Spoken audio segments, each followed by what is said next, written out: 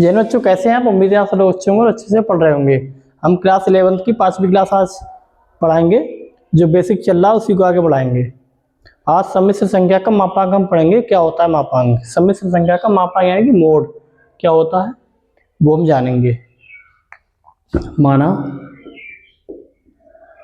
z बराबर x plus iota y, जहाँ x comma Y belongs to real number एक सम्मिश्र संख्या है।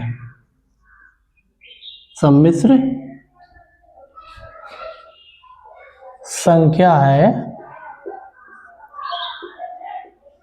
x कॉमा वाई, इसके वास्तविक व काल्पनिक भाग हैं। ठीक है, तो इसका मापांक, तो इसके मापांक या मोड को मोड ऑफ z से निरूपित करते हैं। ठीक है, इसके मापांक को मोड ऑफ z से निरूपित करते हैं। इससे निरूपित करते हैं, ये होता है। और ये क्या होता है? ये होता है मोड ऑफ z होता है under root X square plus Y square. सम्मिश्र संख्या का एक्स स्क्वायर और वाई स्क्वायर अंडर रूट के अंदर, ये होता है इसका मापांक। ठीक है, इसे ऐसे भी लिख सकते हैं under root real part of z का square plus imaginary part of z का स्क्वायर, ऐसे भी लिख सकते हैं। ठीक है, वास्तविक भाग का स्क्वायर और काल्पनिक भाग का स्क्वायर, दो मतलब दोनों अंडर रूट के अंदर, ये होता है। इसको याद रखना है। ठीक है, ये सूत्र इसको याद रखना है। एग्जाम्पल करते हैं। एग्जाम्पल है, यदि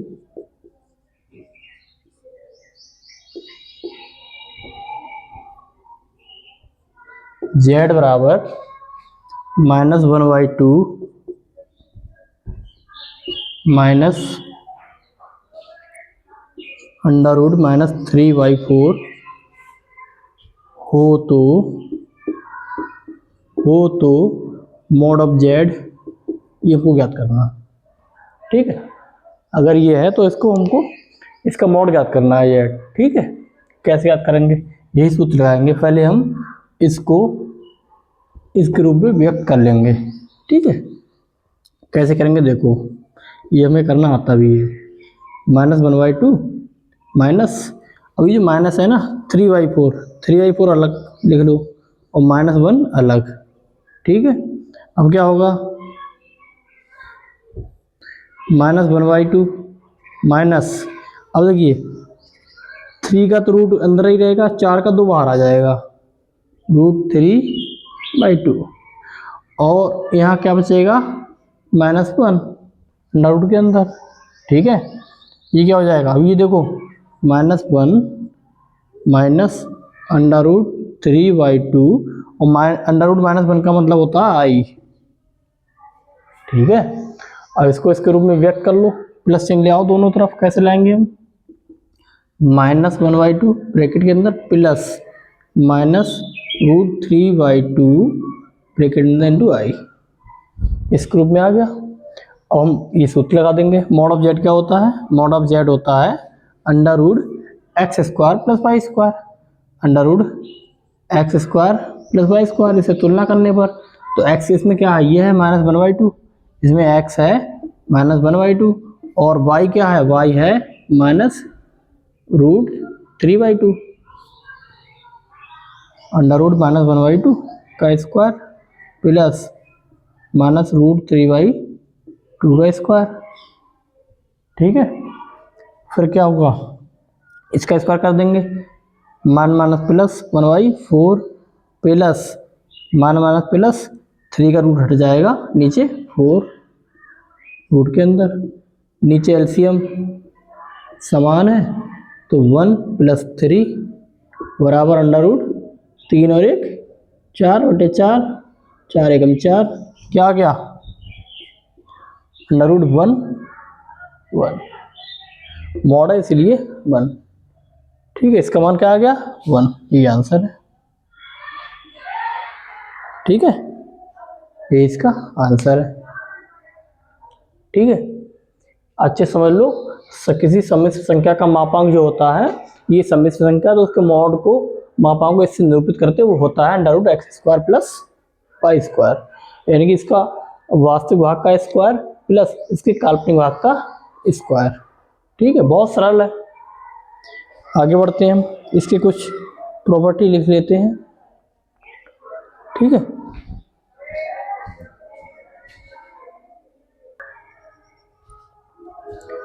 अब देखिए, जो मॉड ऑफ जेड होता है ना, वो हमेशा बड़ा होता है, बराबर होता है किसके 0 के। ये हमेशा 0 से बड़ा होगा या इसके बराबर होगा, नेगेटिव कभी नहीं होता। मॉड लगा तो मॉड का मतलब ही पॉजिटिव होता है। ठीक है, जेड इंटू जेड बार, ये बराबर होता है मॉड ऑफ स्क्वायर। ठीक है, Z into Z bar is equal to होता है मॉड ऑफ जेड स्क्वायर, इसको याद रखना। ठीक है, और मॉड ऑफ जेड आपको पता ही है √x² प्लस y²। ठीक है, इन चीज़ों को याद रखना है बस, और क्या। आगे बढ़ते हैं। अब है सम्मिश्र, दो सम्मिश्र संख्याएं समान कब होंगी। ठीक है, इसे आप नोट कर लेना। अब एक नोट लिखो, दो सम्मिश्र संख्या समान कब होंगी। दो सम्मिश्र संख्या समान जब होंगी जब उनके वास्तविक व काल्पनिक भाग पृथक पृथक समान हो। देख लो, नोट कर लो, दो सम्मिश्र संख्याएं समान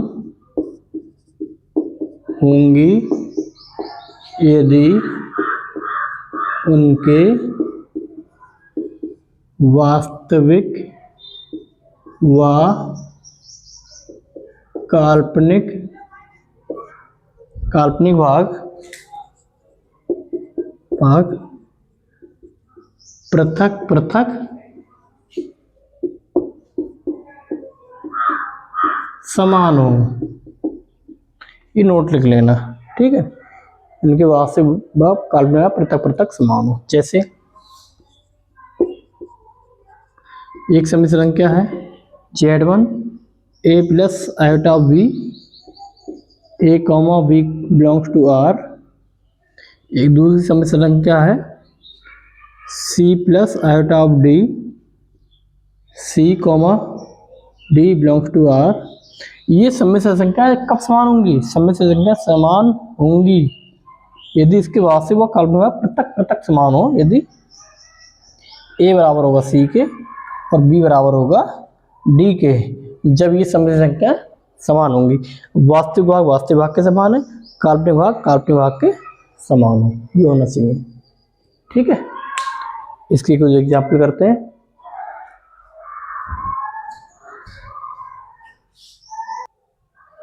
अब देखिए, पहला एग्जाम्पल है, यदि x, y belongs to r, तो ये है, इसमें x, y के मान ज्ञात करने हैं। देखो, हमने आपको बताया था दो सम्मिश्र संख्याएं समान जब होंगी जब उनके वास्तविक व काल्पनिक भाग पृथक पृथक समान हो। एक सम्मिश्र संख्या ये है, एक सम्मिश्र संख्या ये है, ये बराबर है, तो इसका मतलब है हमें वास्तविक व काल्पनिक भाग पृथक पृथक समान करने होंगे। ठीक है, वास्तविक भाग ये है और काल्पनिक भाग ये है। तुलना कर लो, तो -4x बराबर 2। ठीक है, और यहाँ पर 2 बराबर -y। ठीक है, क्योंकि यहाँ पर ऐसे लिख सकते हैं ना, -4x प्लस 2i, ये तो प्लस में ही है, ये 2 प्लस आइटा इंटू माइनस का y। ठीक है, अब तुलना कर लो। अब x बराबर 2/-4, तो एकम 2 दूनी 4, और y बराबर -2, ये तो y ही गया, और x बराबर 1/2। ठीक है, x y के मान ये है। ठीक है, एक्स और वाई के मान ये है, ये हम माइनस का चिन्ह भी है तो यहाँ पर ये नहीं घटेगा, तो एक्स का मान ये है और वाई का मान ये है। ऐसे तुलना करते हैं। अभी अगला एग्जाम्पल ऐसा ही है, इसमें क्या है, इसमें भी सेम सेम करना, बस इसमें थोड़ा सा एडजस्ट करना है। इसमें तो डायरेक्ट था एडजस्ट किया हुआ, इसमें करना है। इसमें क्या करना, एक्स के अंदर गुणा कर लो, यहाँ पर वाई के अंदर गुणा कर लो, फिर वास्तविक भाग अलग कर लेंगे, काल्पनिक भाग अलग कर लेंगे, उनकी तुलना कर लेंगे। ठीक है, कैसे, एक्स के अंदर गुणा करो X minus iota into X plus Y के अंदर गुणा करो Y plus iota into Y 1 minus 3i। अब देखो x प्लस वाई, यहाँ पर प्लस चिन्ह लिख रहे हैं हम, तो आयोटा यहाँ पर कॉमन और y और माइनस x,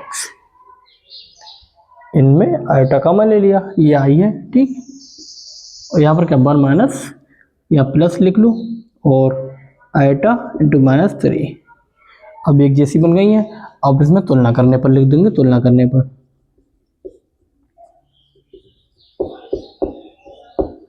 वास्तविक भाग के समान है, x प्लस वाई बराबर 1, काल्पनिक भाग के समान है, तो y माइनस एक्स बराबर माइनस का 3, x इधर ले आओ, यानी माइनस एक्स प्लस का y बराबर माइनस का 3। ये समीकरण 1 है, ये समीकरण 2 है। इसको यहाँ इसके नीचे लिख लो, माइनस एक्स प्लस का वाई बराबर माइनस का 3, समीकरण 2 है। अब क्या है, गुणांक समान है, चिन्ह अपोजिट है, तो क्या होगा, जोड़ने पर प्लस माइनस कट गए, यहाँ पर 2y माइनस 3 में से 1 जाएंगे, माइनस का 2, y बराबर 2 एकम 2, y बराबर माइनस का 1। ठीक, अब y का मान किसी भी एक समीकरण रख देंगे हम। ठीक है, y का मान किसी भी एक समीकरण रख दो, चाहे इसमें रख दो, जब इसमें हम y का मान रख देंगे समीकरण 1 में, तब क्या आ जाएगा, x माइनस 1 बराबर 1, तो x बराबर माइनस 1 उधर पहुंच जाएगा, 1 प्लस 1 बराबर 2, x का मान 2, ये 2 आंसर है इसके। ठीक है, ऐसे करते, बहुत सिंपल है, पैटर्न नहीं आप देख रहे होंगे, बस कॉन्सेप्ट क्लियर होना चाहिए, सारे सवाल सरल है। ठीक है, अब इसका लास्ट टॉपिक एक बचा है बस, सम्मिश्र संख्या का वर्गमूल ज्ञात करना। सम्मिश्र संख्या का वर्गमूल कैसे ज्ञात करते हैं देखते हैं, एग्जाम्पल के द्वारा ही सीखते हैं। ठीक है,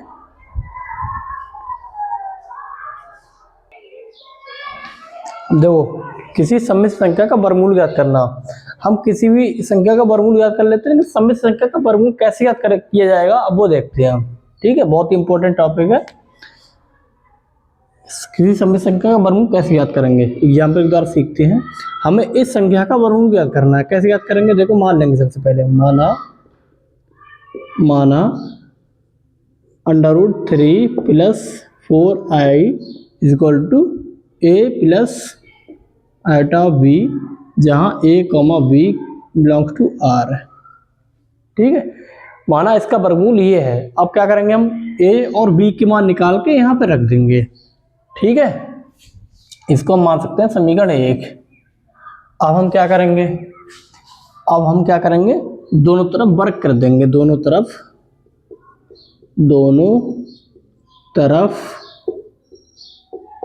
वर्ग करने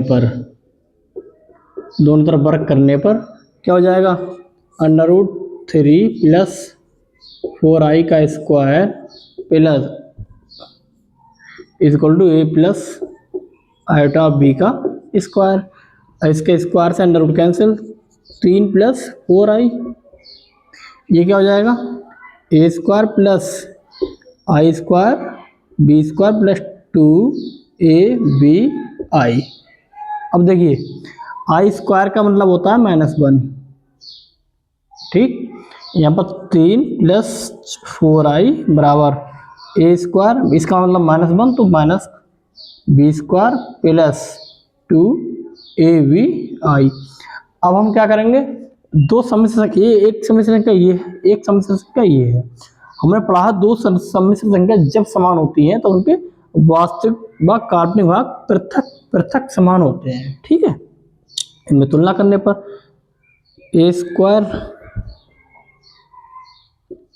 माइनस का बी स्क्वायर बराबर 3 और यहाँ पर 2ab बराबर 4। ठीक है, 2 से कट जाएंगे 4, 2 दूनी 4, तो ab बराबर 2। यहाँ पर किसी भी एक का मान ज्ञात करके इसमें रख दो, इसे मान लो समीकरण 2, किसी एक का मान निकाल लो, तो a बराबर 2/b, इसका मान समीकरण इसमें रख दो, a का मान समीकरण इसमें रख दो, तो ये क्या हो जाएगा 2/b का स्क्वायर माइनस का b स्क्वायर बराबर का 3। ठीक है, इसको हल करो, क्या आ जाएगा 2 दूनी 4/b square minus b square बराबर 3। अब इसकी गुणा करो, 4 माइनस b की घात 4/b स्क्वायर बराबर 3। इस b स्क्वायर गुणा इससे कर लेंगे हम, 4 माइनस का b की घात 4 बराबर 3b स्क्वायर। फिर सब पद एक तरफ ले जाओ तो उधर b की घात 4 माइनस था, उधर पहुंच जाएगा प्लस में, इधर प्लस में ऑलरेडी ये है 3b स्क्वायर, ये प्लस में है, इधर पहुंच जाएगा माइनस का 4। अब ये क्या हो रहा है, चाहे तो ऐसे कर लो, अब यहाँ मान लो माना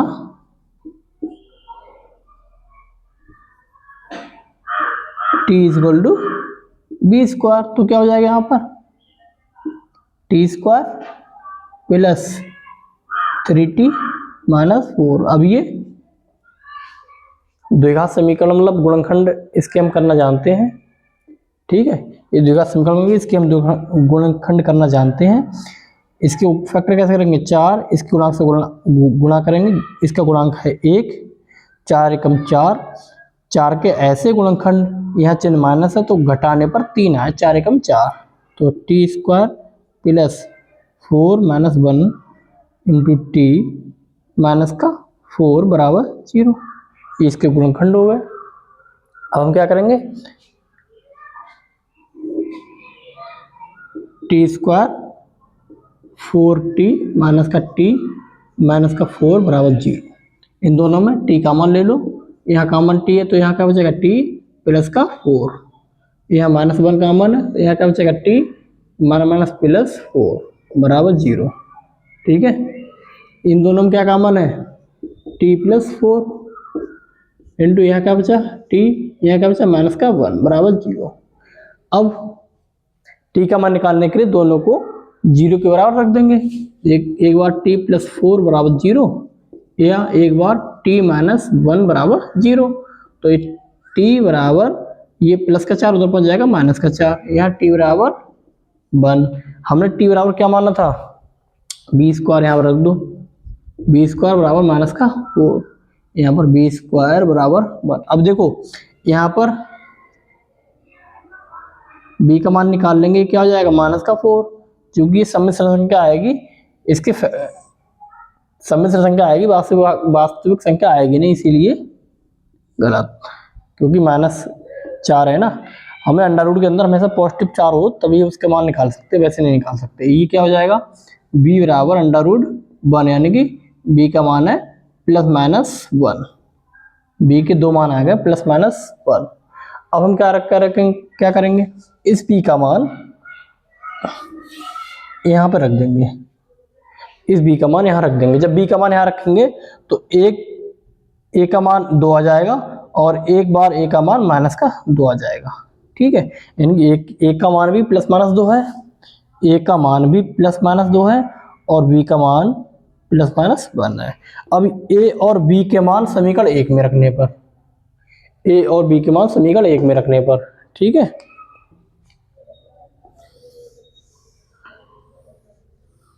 a और b के मान समीकरण 1 में रखने पर क्या आ जाएगा अंडर रूट 3 + 4i, a का मान कितना है ±2 और b का मान कितना है ±1। हम प्लस माइनस कॉमन ले रहे हैं बाहर, क्या बचा यहाँ पर 2 + 8, ये हमारी सम्मिश्र संख्या 3 + 4i के वर्गमूल है। ये वर्गमूल आया इसका। ठीक है ना आसान? आसान था नहीं, लेकिन आसान बना दिया गया। ठीक है, अब तो आसान हो गया ना, अब तो सब पता चल गया। अब जितने भी संख्याओं के सम्मिश्र संख्याओं के वर्गमूल आपसे पूछे जाएंगे, आप सभी निकाल सकते हैं, सबका मेथड यही रहेगा। ठीक है, आज सम्मिश्र संख्या टॉपिक समाप्त हो गया। अगला टॉपिक अगली क्लास से पढ़ेंगे। मिलते हैं अगली क्लास में। जय हिंद।